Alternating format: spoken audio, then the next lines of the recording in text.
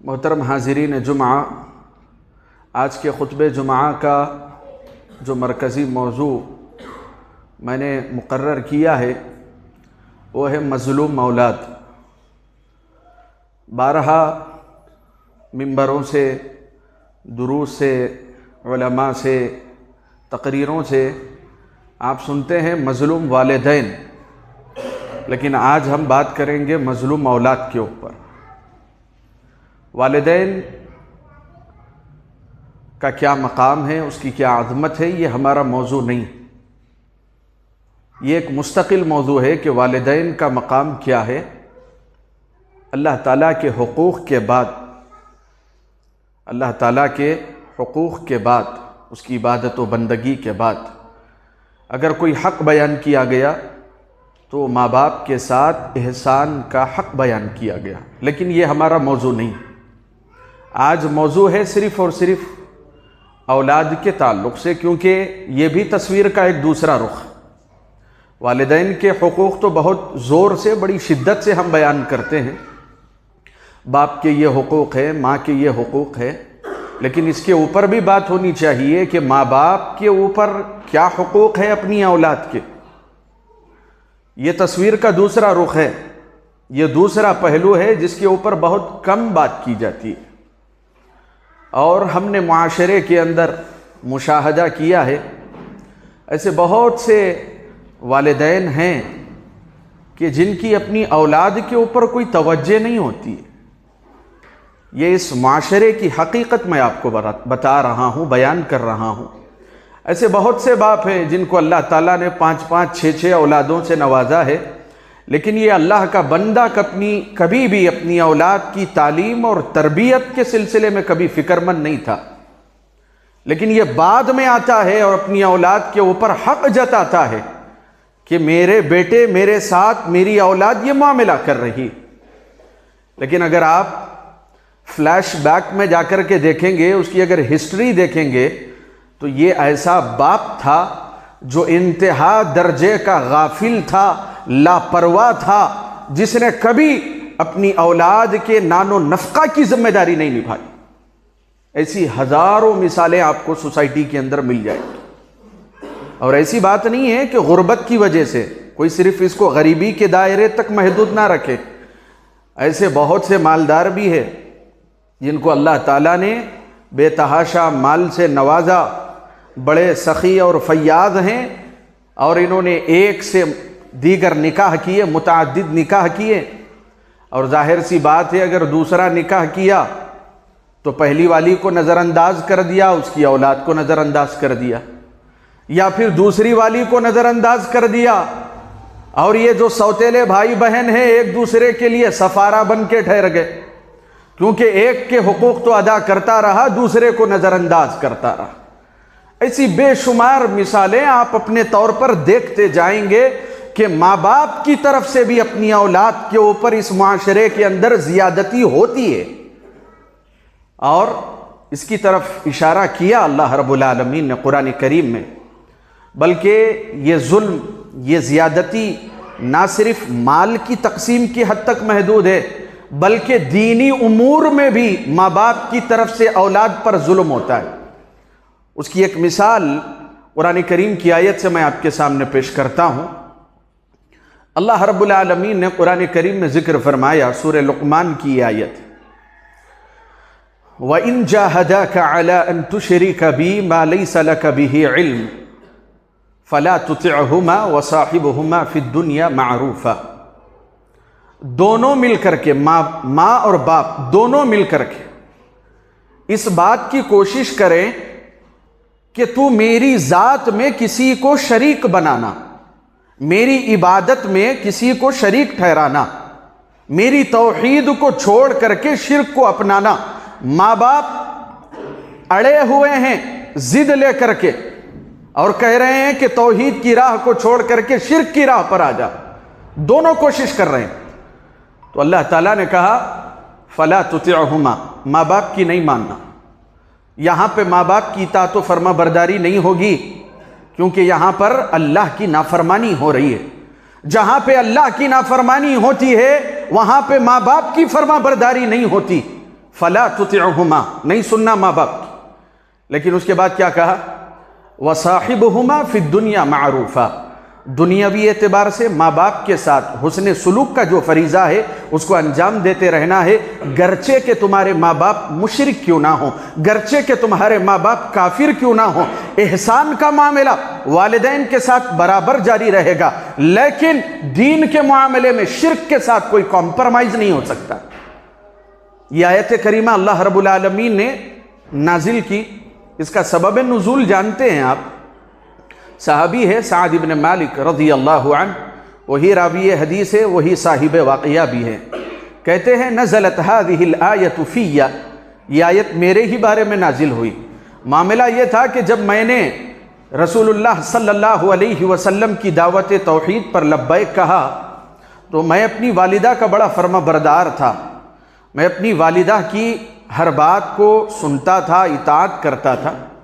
تو جیسے میری والدہ کو معلوم ہوا کہ میں حلقہ بگوش اسلام ہو چکا ہوں تو میری والدہ نے مکہ میں تمام اقریبا کو، رشتہ داروں کو جمع کر کے کہا کہ میں نے آج سے یہ منت مانی ہے کہ سعد بن مالک جب تک اسلام کو نہیں چھوڑے گا، محمد کے بتائے ہوئے طریقے کو نہیں چھوڑے گا، لا آکلو ولا اشربو، نہ میں کچھ کھاؤں گی نہ میں کچھ پیوں گی. یہ میں نے منت مانی ہے اہل مکہ کے سامنے.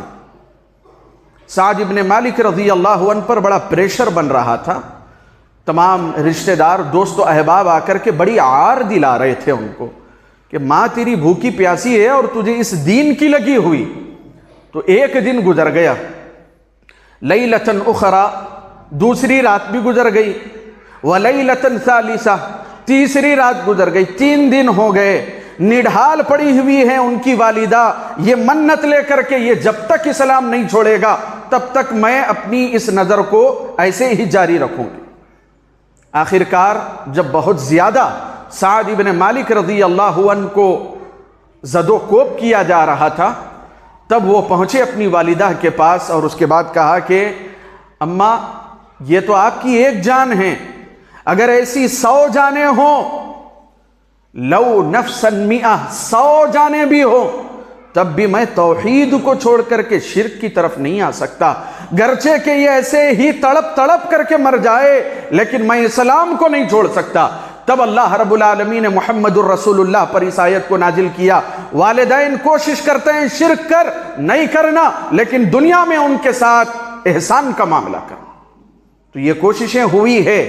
اللہ رب العالمین نے ہمیں اس بات کی طرف اشارہ کیا کہ اللہ رب العالمین کے احکامات میں والدین اگر نافرمانی کرنے کا حکم دے تو یہاں پر والدین کی سنی نہیں جائے گی. یہ اس بات کا واضح پیغام اور اشارہ ہے. اور اسی طریقے سے اللہ کے رسول صلی اللہ علیہ وسلم نے بھی بیان فرمایا لا طاعت لمخلوق فی معصیت الخالق.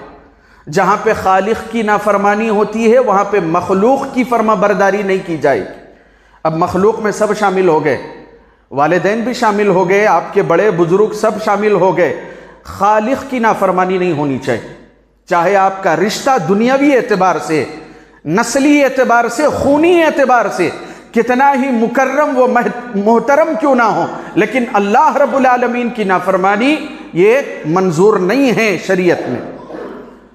اور آپ کے سامنے بارہا یہ آیت گزری ہے جیسا کہ اللہ تعالیٰ نے کہا وَاعْلَمُوا أَنَّمَا أَمْوَالُكُمْ وَأَوْلَادُكُمْ فِتْنَةٌ. ہمارے تمام عوام و خاص کو اس بات کا علم ہے کہ اولاد فتنہ ہے. لوگ اس کے بارے میں ڈسکس کرتے ہیں اولاد فتنہ ہے، لیکن آپ کو یہ تصویر کا ایک رخ معلوم ہے، اولاد نیکی بھی ہے.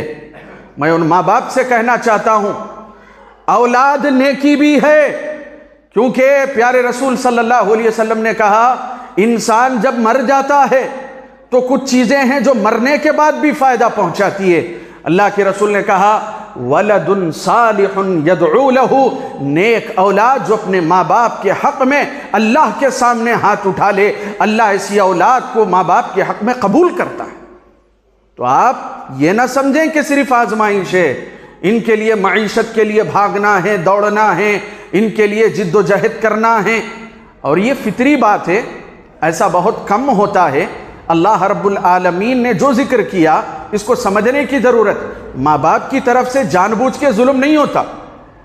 آپ یہ نہ سمجھیں کہ ماں باپ جان بوجھ کے اپنی اولاد کے حقوق کو ہڑپ کرتے ہیں، یہ نادانی میں، یہ لا علمی میں، اپنی ذمہ داریوں کو نہ سمجھتے ہوئے شریعت کی تعلیمات سے ناواقف ہیں، اس وجہ سے یہ اولاد پہ ظلم کر رہے ہیں، ورنہ یہ تو فطرت کے خلاف ہے کہ کوئی ماں باپ اپنی اولاد پہ ظلم کرے، ویسی بات نہیں ہے، ان کے پاس علم نہیں ہے یا پھر یہ شیطان کی شرارتوں کے شکار ہو چکے ہیں، جس وجہ سے یہ نادانی میں اپنی اولاد پر ظلم کرتے ہیں، جس کی اصلاح کرنے کی ضرورت ہے۔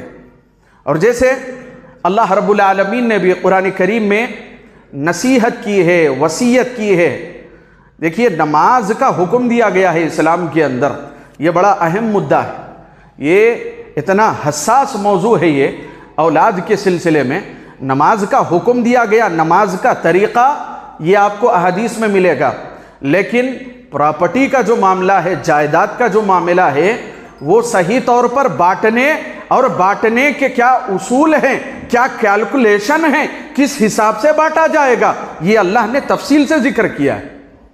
کیوں؟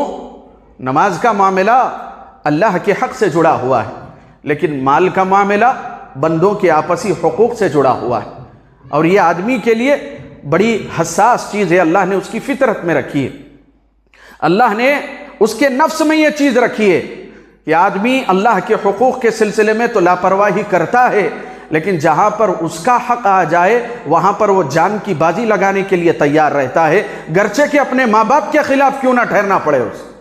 ایسے بھی حادثات آپ نے دیکھے کہ باپ نے صحیح تقسیم نہیں کی اور بیٹے نے ہی اپنے ہاتھوں سے شوٹ کر دیا باپ کو۔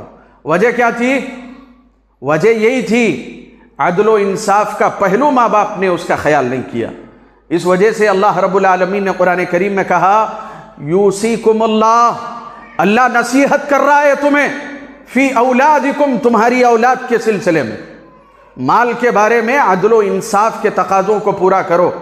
ایک بچے پہ بہت زیادہ خرچ کرتا ہے، دوسرے بچے کو نظر انداز کرتا ہے، بیٹے کو اچھے اسکول میں پڑھاتا ہے، بیٹی کو یہاں وہاں بھگاتا ہے، نہیں، بیٹا ہو بیٹی ہو سب کے ساتھ میانہ روی کا، عدل کا، انصاف کا معاملہ کرنا چاہیے آدمی کو۔ اللہ نے کہا اللہ سے ڈرو، اللہ سے ڈرو، عدل و انصاف کے تقاضوں کو پورا کرو اپنی اولاد کے سلسلے۔ بیٹی ہے کوئی فائدہ نہیں دے گی، بیٹی کا کوئی خیال نہیں، بیٹا ہے دنیا کما کے دے گا، بیٹے کا پورا خیال، ایسا نہیں ہونا چاہیے، یہ ظلم ہے اولاد کے اوپر۔ اللہ تعالیٰ نے جب یہ اس آیت کریمہ کو نازل کیا تو اور آپ دیکھیں اللہ کے رسول کی جو عملی زندگی ہے، تقسیم کے سلسلے میں، اولاد کے سلسلے میں کیسے اللہ کے رسول خیال کرتے تھے۔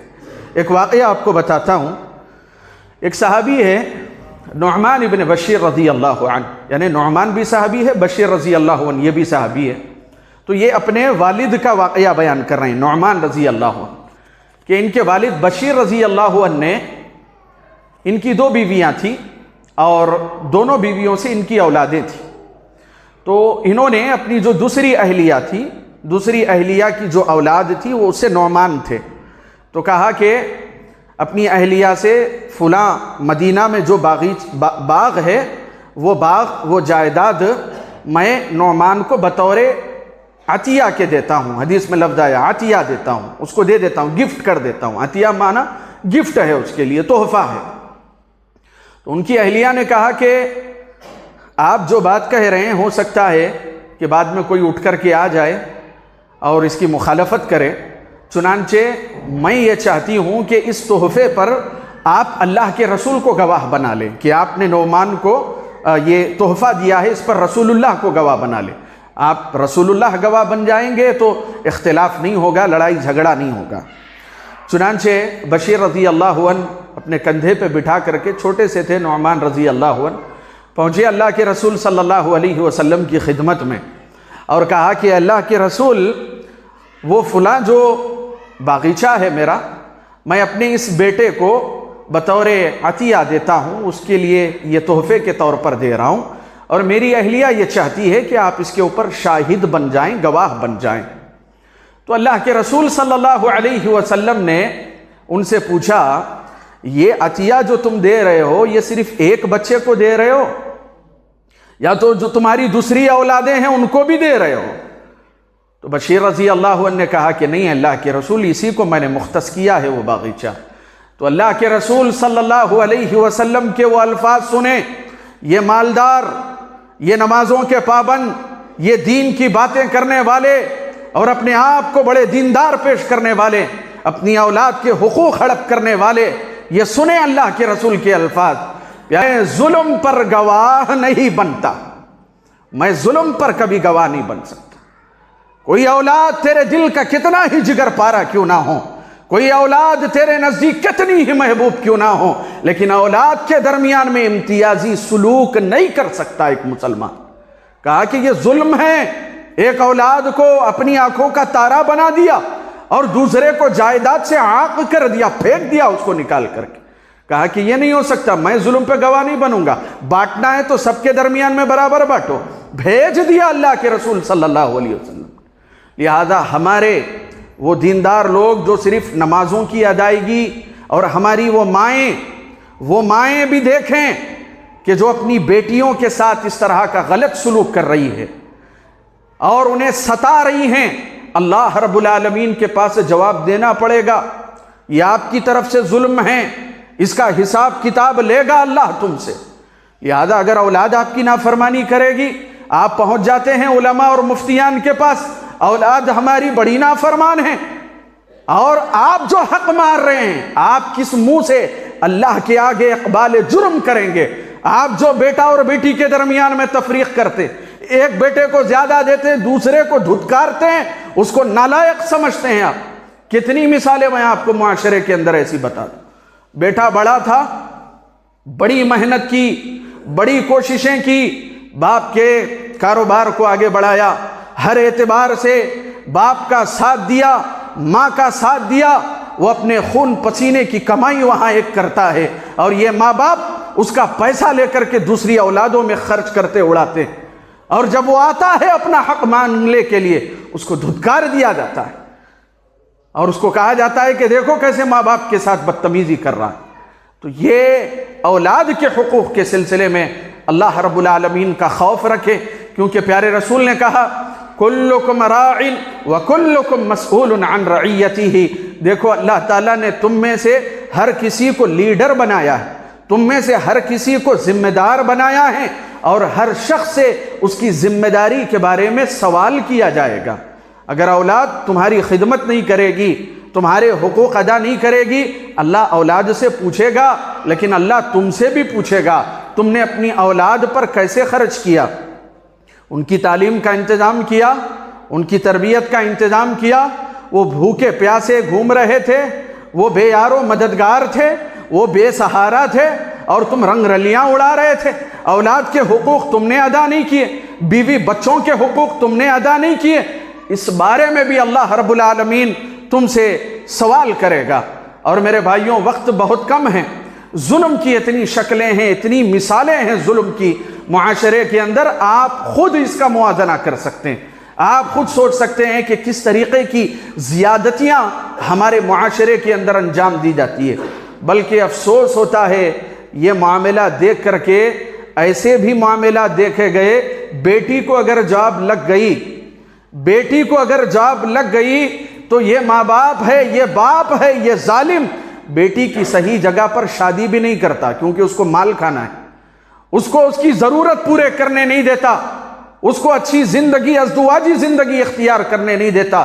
عرب دنیا میں اور یہ ہمارے ایشیا کی دنیا میں مسلمانوں کی بے شمار مثالیں ہیں کہ صرف ماں باپ کو بیٹی کی کمائی کھانا تھا، بیٹے کی کمائی کھانا تھا، وہ کہیں بیوی کا ہو جائے گا، یہ کہیں شوہر کی ہو جائے گی، لہذا بچوں کی زندگیاں برباد کرتے ہیں یہ۔